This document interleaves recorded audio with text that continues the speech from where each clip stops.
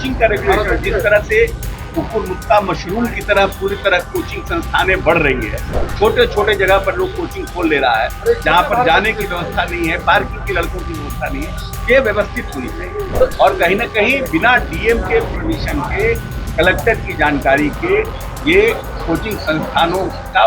नमस्कार, मेरा नाम आलोक है। आप लाइव स्ट्रीज देख रहे हैं। खान सर हो या ज्ञान बिंदु वाले रोशन आनंद सर हो, शिक्षक कोई भी हो, लेकिन जिस तरह से कुकुरमुत्ते जैसे हालत हो गई है, अशोक चौधरी जो कि बिहार सरकार के मंत्री हैं, वो कह रहे हैं जिस तरह से कुकुरमुत्ते जैसे हालत हो गई है, कोचिंग संस्थान खोल दिया और कोई सेफ्टी नॉर्म्स का पालन नहीं कर रहे हैं, कोई रेगुलेशन नहीं है।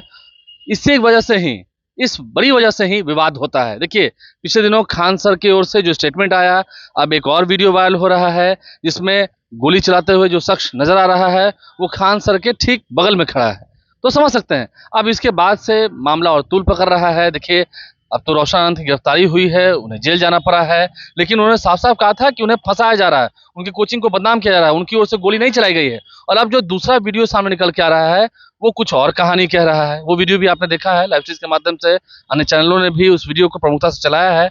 अब देखिए, अशोक चौधरी जो कि बिहार सरकार के मंत्री हैं, कह रहे हैं कि हाँ, सिस्टम में गड़बड़ी है। आप ठीक है, हथियार लेके चलते हैं, इसमें कोई दिक्कत नहीं है, लेकिन सेफ्टी नॉर्म्स का तो पालन करना ही चाहिए। जो एक रेगुलेशन है कोचिंग संस्थानों के लिए, वो तो लाना ही चाहिए।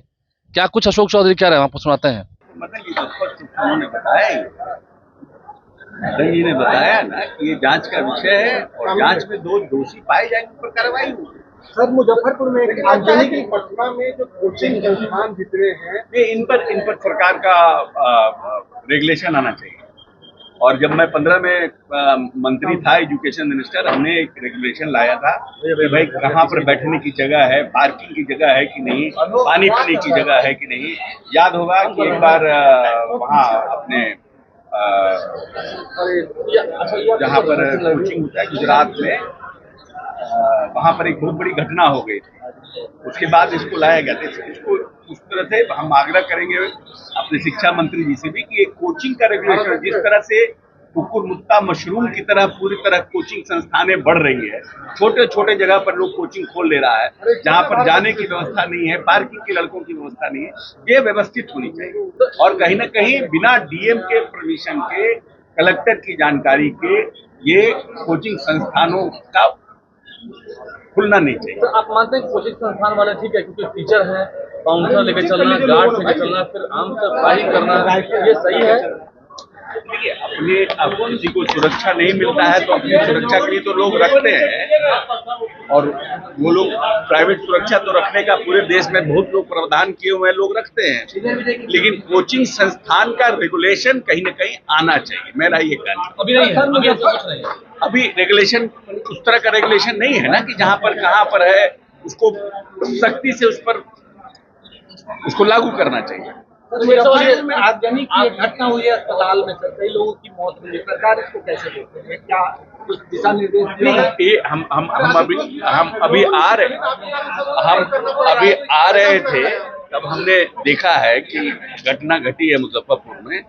ये दुखद है, और जो अपना सेफ्टी का जो है, फायर सेफ्टी का प्रोविजन वहाँ था नहीं था, क्या व्यवस्था थी, वो सब की अभी हम समझते जानकारी लेगी, सरकार लेगी, स्वास्थ्य विभाग लेगा इसका जानकारी, और जो लोग इसके दोषी होंगे उस पर कार्रवाई की जाएगी। तो लेकिन कोई जैसे दिल्ली में हुआ, बिहार में हुआ, वहाँ होटल में आग लगाई, आपको लगता है कि जो सेफ्टी नॉर्म्स है वो नहीं अपना रहे लोग, हॉस्पिटल खुल जा रहे हैं?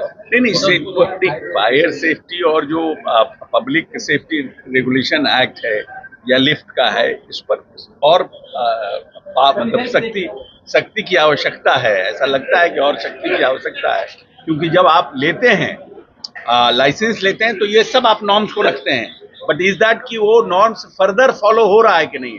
अब 10 साल पहले आपने जब नर्सिंग होम खोला तो आपने लिया, आपने सब इक्विपमेंट दिखाए, बट इज दैट कि after 10 years also it is in the same position और नॉट।